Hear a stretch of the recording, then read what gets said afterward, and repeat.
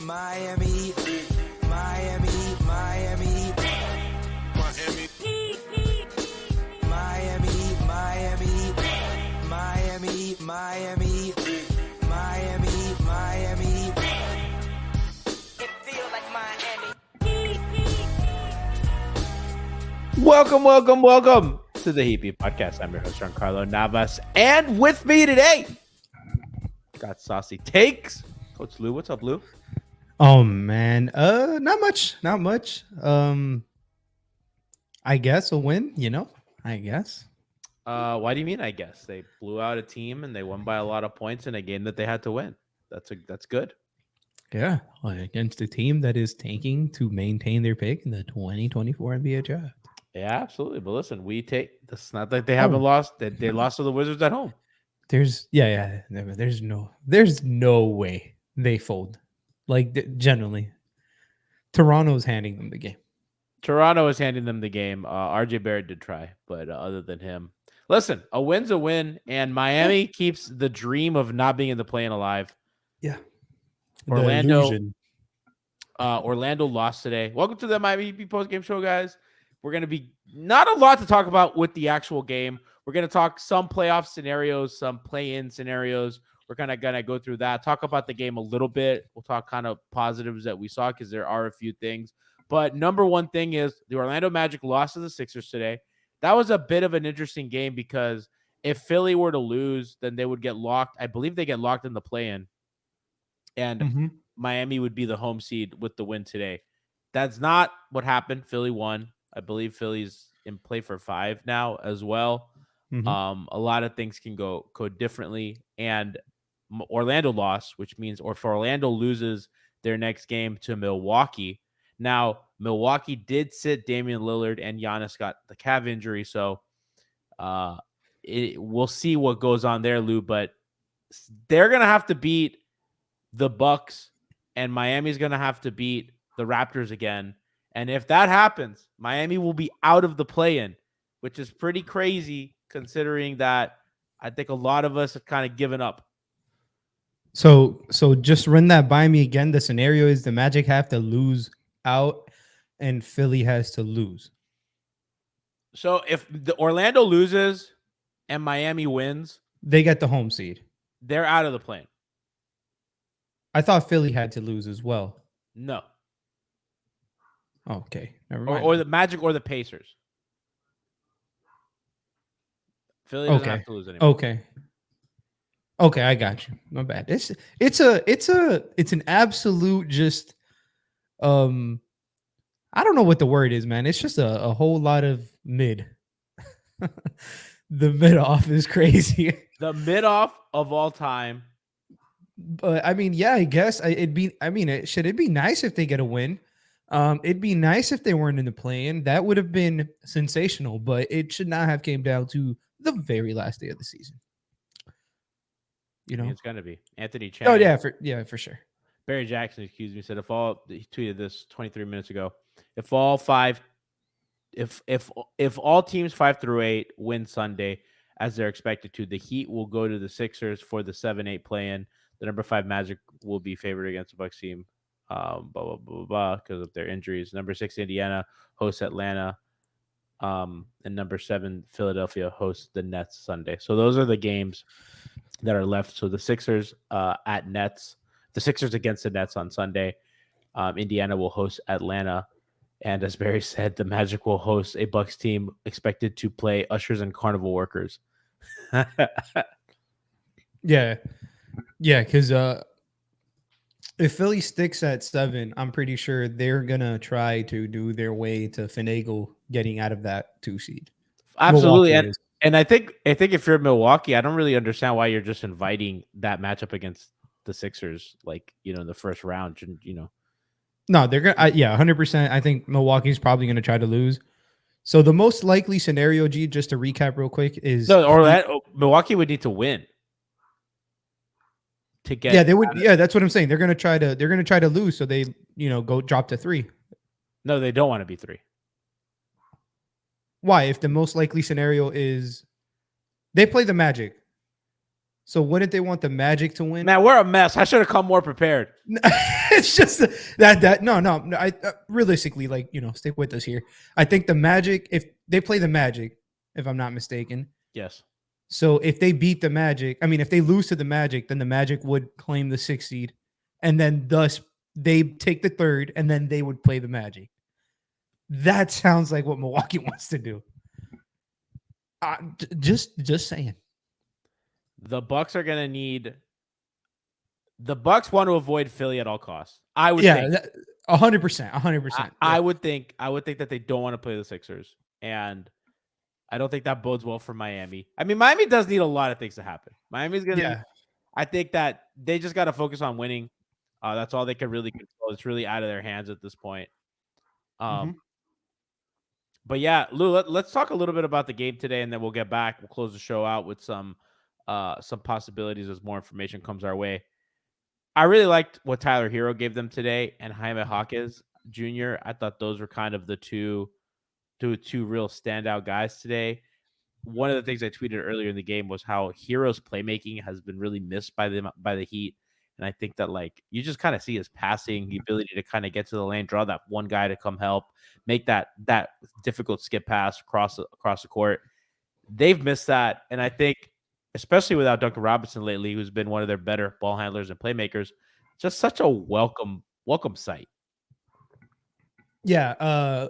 I think the easiest thing to, like, notice when Tyler comes back is his shooting ability forces hard closeouts, and he, thus taking one play. Like, if you attack those closeouts correctly, which he has done to his credit, then you're essentially playing 4-on-5 basketball, after you beat the guy on the closeout.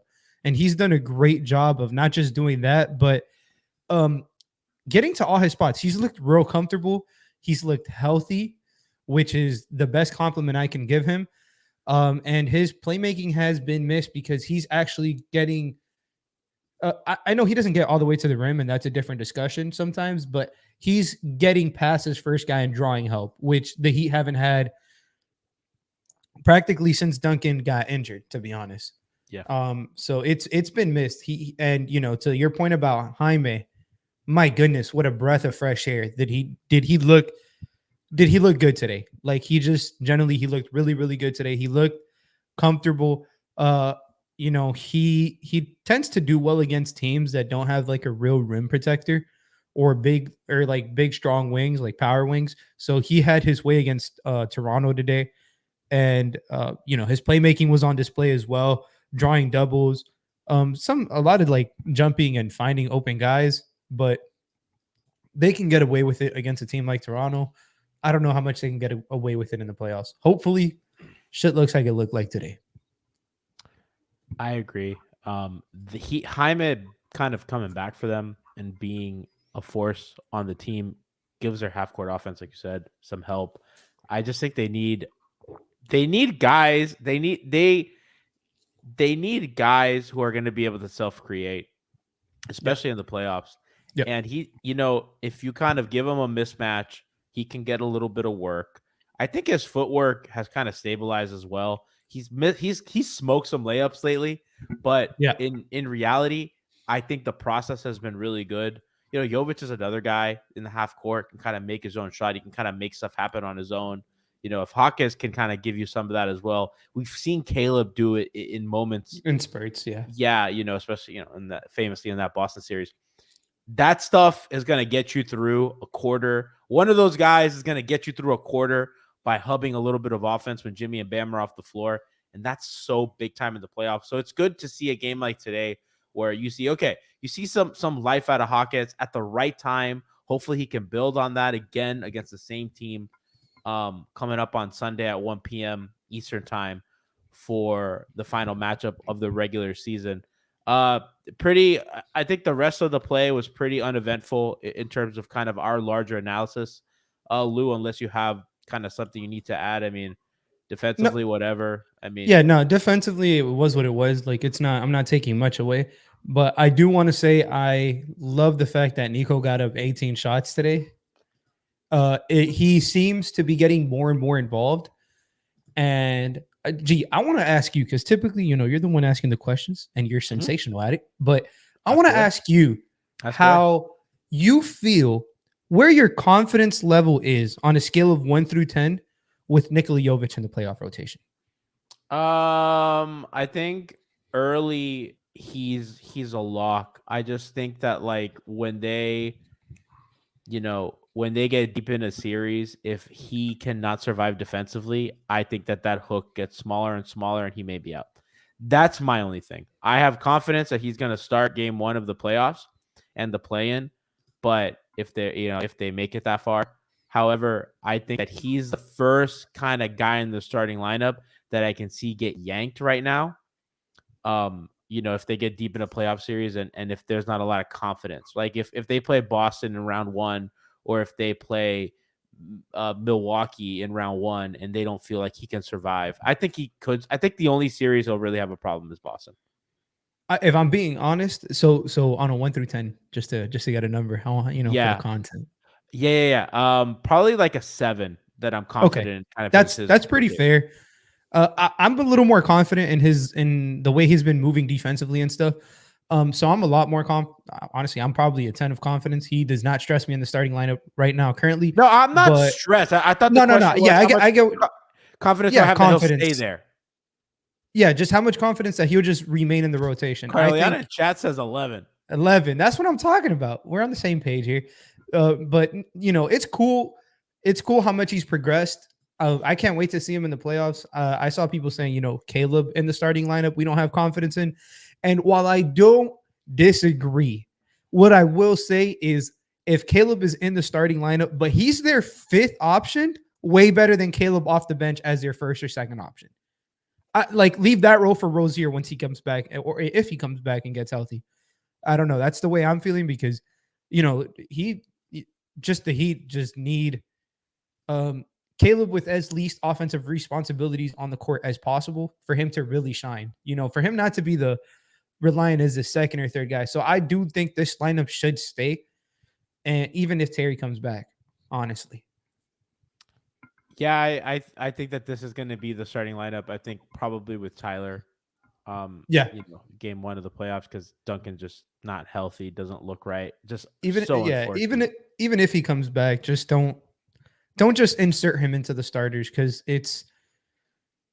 we don't know what version we're getting, right? That's kind of the key. At this point, it kind of is what it is, and I feel bad because I did think he earned the starting spot, but for sure, not much. What are you going to do at this point? You know what I mean? Like Tyler's back, he's healthy. He's looking good. He's looking good. Duncan's not, and there's not much you can argue. So, I kind of think that's the starting lineup that we're just going to get in the playoffs. So one that we're seeing plus him, plus Jovic. Yeah. I think this starting lineup is honestly where they should go. I'm happy that and this is not to say Terry and Tyler can't work together. We haven't had a big enough sample size, but what I will say is they've looked better without each other. So if that's the case, try to stagger their minutes and Terry coming off the bench, Caleb being the 5th option and not being forced to be the primary or the 6th man, because sometimes he was bringing the ball up the floor. Today, he took 3 shots. He played 30 minutes. That's how Caleb had an impactful game.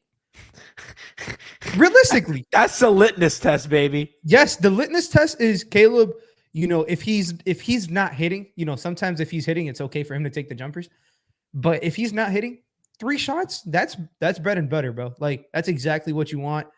Every starter, I think, doubled or tripled his shots. He had 3. Jimmy had 7, and he was the 2nd least. So, like, I'm cool with that personally. I'd at least, maybe not obviously in terms of playoff. Jimmy needs to shoot more, but I'm cool with Caleb getting 3 shots and his main focus being like, try to shut their water off offensively and on, defensively, and offensively, just, I guess, hit it when you're open, cut back door, be the hustle guy. The bigger role he has on the worse it is. Yeah, on offense, the more dire it is for Miami. Let's put it that way. I think that's one way to put it. So to your point about Rozier and Hero kind of sharing the court together via PBB stats, they're -3 per 100 possessions, 119 offensive rating, 122 defensive rating. Rozier without Hero plus pretty much plus half a point. Tyler without Rozier minus half a point, and both of them off plus 3.5. Crazy. So do that. Pray to the Church of Duncan Robinson as you will.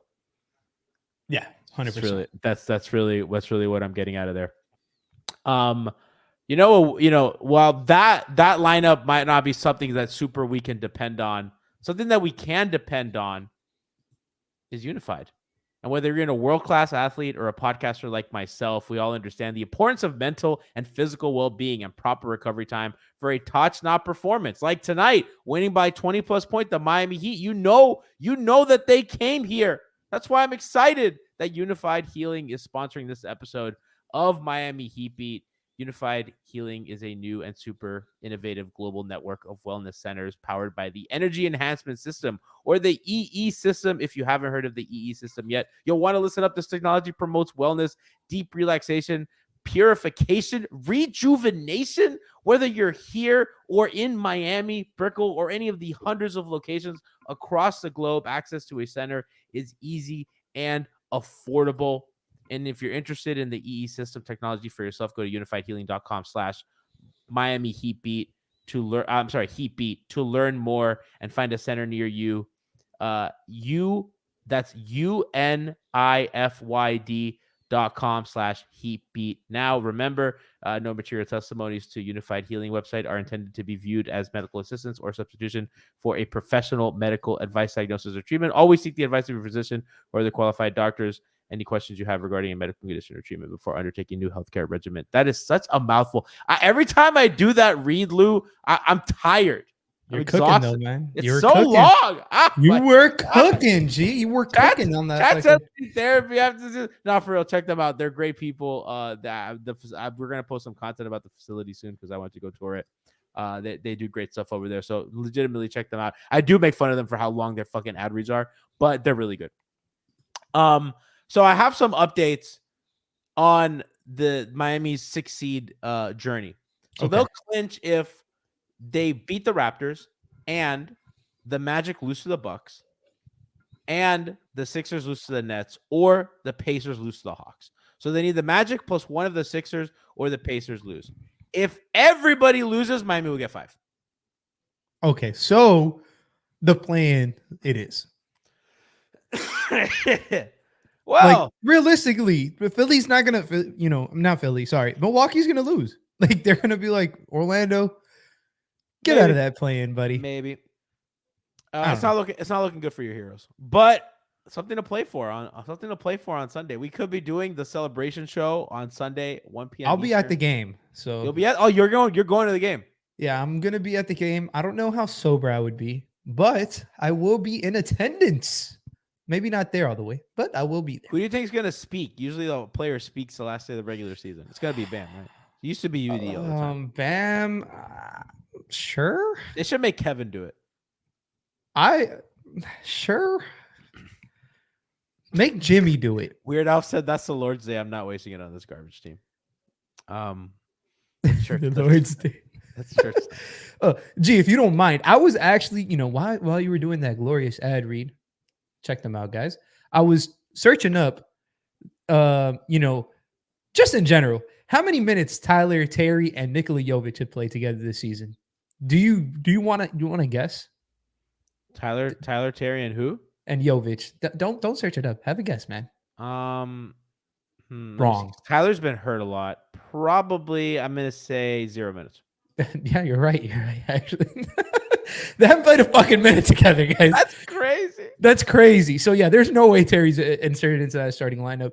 However, the starting lineup that played today, prior to today's game, 160 possessions, plus 13 net rating, 128 offense, 115 defense, 128 offense for a Heat 5 is ridiculous. So yeah, just little fun stats on that. That's all. I would like to see that, but again, we have no lineup consistency. Oh yeah, for sure. There's none. That's why the what is it, like the 4 games that this lineup has started together now? That's the most consistent we've been, G. Like it is. It's that's who's gonna start, man. No talent consistency either. Weird Alf, you are not incorrect. They don't have, but I feel like that's been this entire like Jimmy build. It's been like the most inconsistent fucking like lineup, starting lineup revolving door that we've ever had. Oh At yeah, least during in my lifetime watching the Heat. no, this was the worst. This was the worst. The worst injury riddled season that he have had in franchise history. Yeah, it's been pretty bad. So, like we said, not much in the game tonight. I think we kind of went over. I think we, mainly we wanted to come on and do a quick show, kind of going through the playoff permutations that we went through already, kind of like all the things that we need to know. Again, Miami's going to have to win, and they're going to need the Sixers. They're going to need the Magic to lose, plus one of the Sixers and the Pacers. And if all three of them lose and Miami wins, then they would get the 5 seed. And so looking above them in the standings is a little bit interesting as well. And I think that'll kind of determine some matchups. So obviously, just the main priority is getting out of the play-in. If Miami is 6 and Milwaukee falls to 3rd, well, if Milwaukee wins, then they'll be 2nd. So Miami would likely get New York. So if Miami gets to 6, well, actually, that's not true because if Milwaukee could, Milwaukee's going to have to win because they play Orlando. So if Miami does get out of the play-in, it looks like they avoid Boston and Milwaukee, and they get New York in round 1, and then they would get the Bucks in round 2. That I think is ideal for them. Gotcha. Okay, so it'd be. You get what I'm saying? So Yeah, it's like so Milwaukee can't, because Milwaukee or Cleveland, if right? Miami's gonna make Cleveland is a game. Yeah, I guess Cleveland. I don't really know how Cleveland's tiebreakers are, but yeah, I think Cleveland can get to 3rd as well. Regardless, Either one of those matchups, I think, are favorable for Miami. I think you want to avoid Milwaukee. I know that no one's scared of them, but I just think that you want to save that better team for later. But playing New York in round 1 or Cleveland in round 1 certainly is a lot better than Boston. And if Miami gets there, I mean, they're currently 8. It's just fucking, this play-in thing's crazy. It's ridiculous. So if they stay at 7, they could play either New York or Milwaukee. I guess there's not much of a difference there, except you have to go through the extra game of the play-in to play New York. And if they get to 5, again, they could play anybody from Milwaukee, New York, or Cleveland. So I think getting 5 is not the best because then you get Boston in that bracket. So you kind of want 6. You want 6 or 7, really. 6, yeah, probably 6 or 7. Ideally 6, I guess, depending on ideally 6 where Milwaukee does, because you get out of the play-in and you don't have to deal with the extra game. But at this point, G, is the extra game better for them? Because no. I mean, I don't disagree. It's just it's tough. Just don't. Just gotta we have chat saying that Embiid's gonna make Porzingis look like Enes Kanter. That would be very funny. I actually would like a Sixers Celtics round 1. That would just make my heart happy. Boston losing in round 1, even if it's at the expense of Philly winning, would just warm my heart. Skinny McGee says the Olynyk poll, the Olynyk Kevin Love poll are results are wild. So I tweeted during the game, who would you rather have, Olynyk or Kevin Love? Right now, 330 votes. 85% of the audience said, "Who do you think?" Kevin Love. Yeah. Okay. The right answer, by the way, guys. I actually think that is the right answer, but that's crazy that we're there. That we're just like Olynyk is not as good as Kevin Love at this point in his career. I don't even know if not as good is the right word. I just think Kevin is. Love Kevin. Kevin is such a good fucking rebounder for a team that's desperate at rebounding sometimes. Why is chat asking me what kind of question was that? Why is that a bad question? I had 6 people on Twitter tell me that was a bad question. Why is that a bad question? Bring up Weird Alpha's last thing. That Jovic is better than both. Yes, sir. We're back, baby. Let's fucking go. I just don't get why it's like a bad question. I think that like Olynyk is a younger player that a lot of people wanted that were willing to trade like real stuff for him. Miami got Kevin Love for nothing. And I think that like it's a valid question. I think Kevin Love is not a better player than Olynyk, but in the role that they're asking Kevin Love to play, In the Heat's backup center role, Kevin Love is a better player than Kelly Olynyk. I thought it was interesting. not a And bad I choice, think not it's a bad interesting choice. that everybody voted Kevin because I got to be honest with you. I don't know if I wasn't 100% like it's Kevin. It's pretty close for me. I think Olynyk's really good. Yeah. And I think Kevin is better. And Carliano's like, Kevin's sometimes better for this team. I'm not sure Olynyk wouldn't be. Olynyk would be better next to Bam, but not by himself. And Love is better by himself. And the Heat need somebody when Bam is off the floor. Love has provided that. I don't think Kelly can, just due to his bad rebounding. Like, I know it sounds like but Love is a really good rebounder. Kevin's rebounding has been really helpful for them. This wasn't your worst poll of the weekend. His worst poll was Flanagan's or Tap 42. I was out with a girl and she was telling me how much she didn't like Flanny's. And by the way, so for her to say this, we went to 2 nice places in Brickell. And I'm like, you can't. I go, listen, because I said I'm not above, like, because we're leaving. We went to Cowdy's, which, by the way, fan-fucking-tastic drinks, great happy hour. And what was the name of the place? Cowdy. Gotcha. Cowdy in Brickell. Fucking incredible. Probably my favorite restaurant in Brickell. And I want to try the tasting menu. But yeah, we had kind of the happy hour cocktails. So good. And then I went to Amare, Drift Amare, which is really, really good. So if you don't know, I'm just going to show for Miami places because I love my city. There's this famous bar in Spain called Schmucks. And they're like the number 3 bar in the world or something. They're like one of the best bars in the world. And those bartenders developed this bar program. So all the drinks are developed by the people at Schmucks. Fan-fucking-tastic cocktails. Beautiful view of Brickell Key. Loved it. Yeah, so that conversation, the Flanagans came up and she's like, I like Tap 42 better. And I was like, well, you're a terrorist. That's crazy. I go, wanting Tap 42 over Flanny's is terrorism. Or Broward. Come on, guys. Every show. It will never fail. I have 37 cups. I hate my chat right now. They're just talking about trading second-round picks. I want to talk about Flanny's. I don't want. It's like I always get mad at the YouTube. The cup alone is wild, man. I hate when like we do like something fun on the show or like we make like funny like banter or whatever, and the YouTube comments are all hoops. The YouTubers are hoopers only.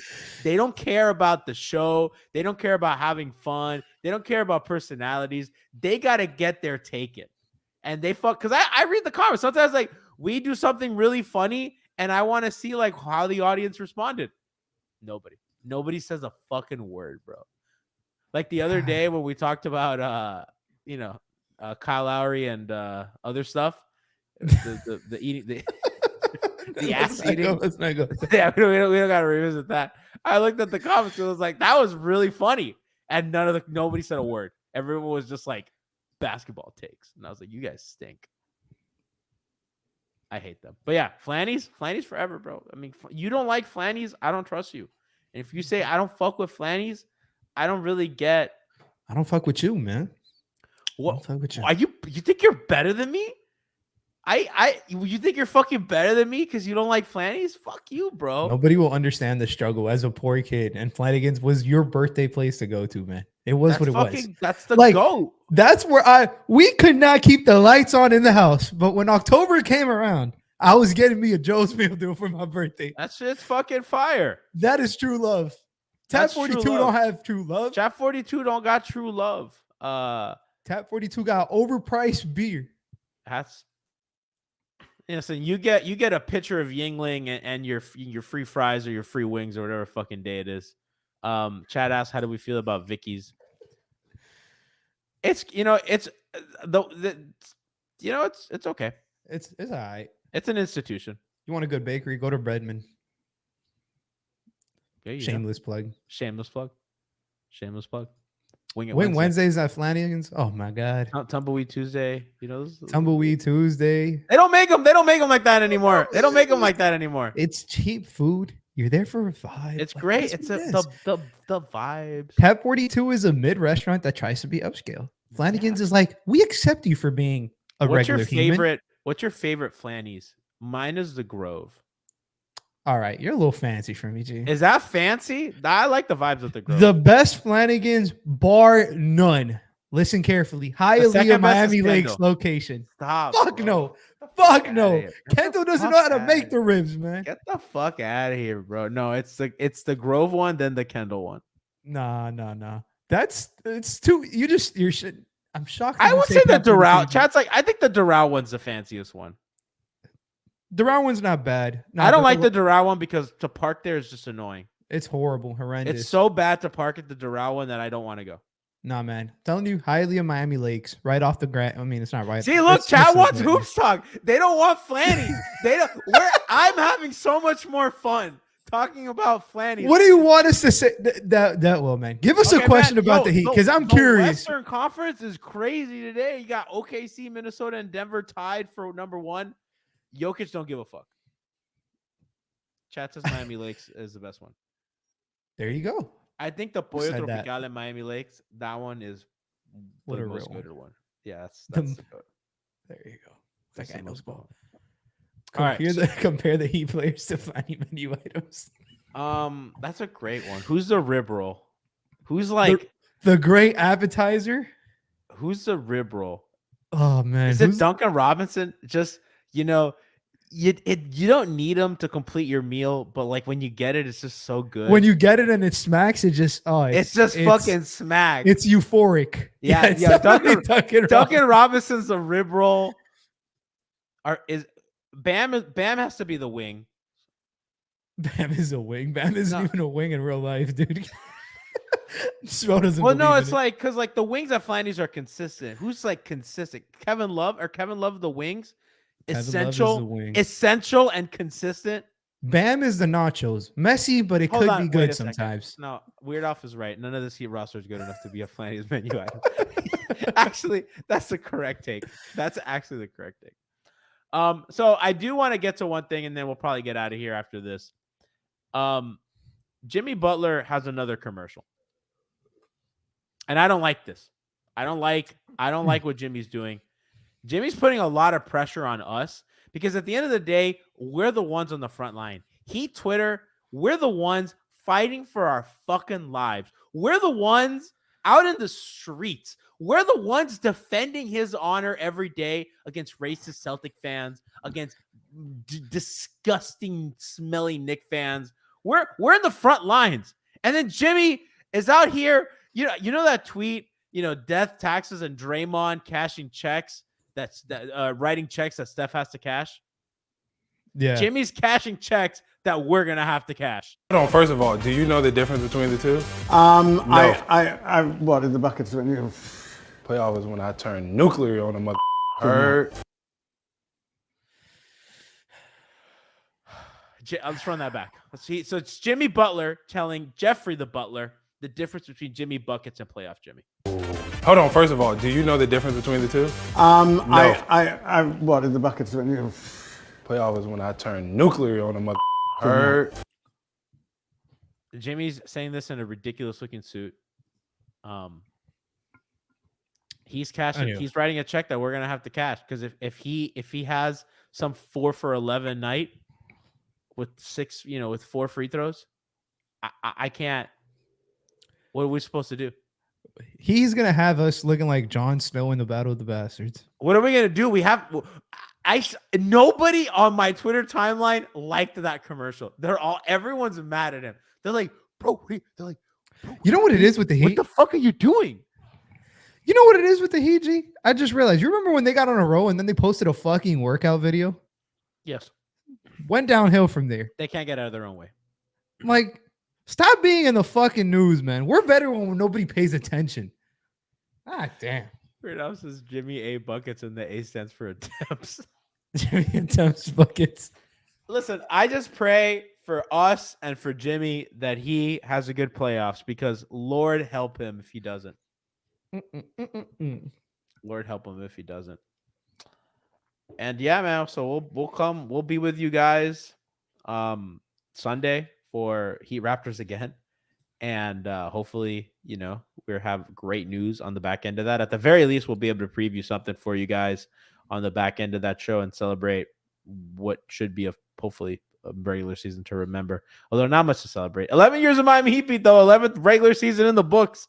So stay on the lookout for that. I'll see if Brian comes on. We'll try to get some fun people for the last day. And yeah, love you guys. Enjoy your Saturday. Enjoy your weekend. And we'll talk. Peace.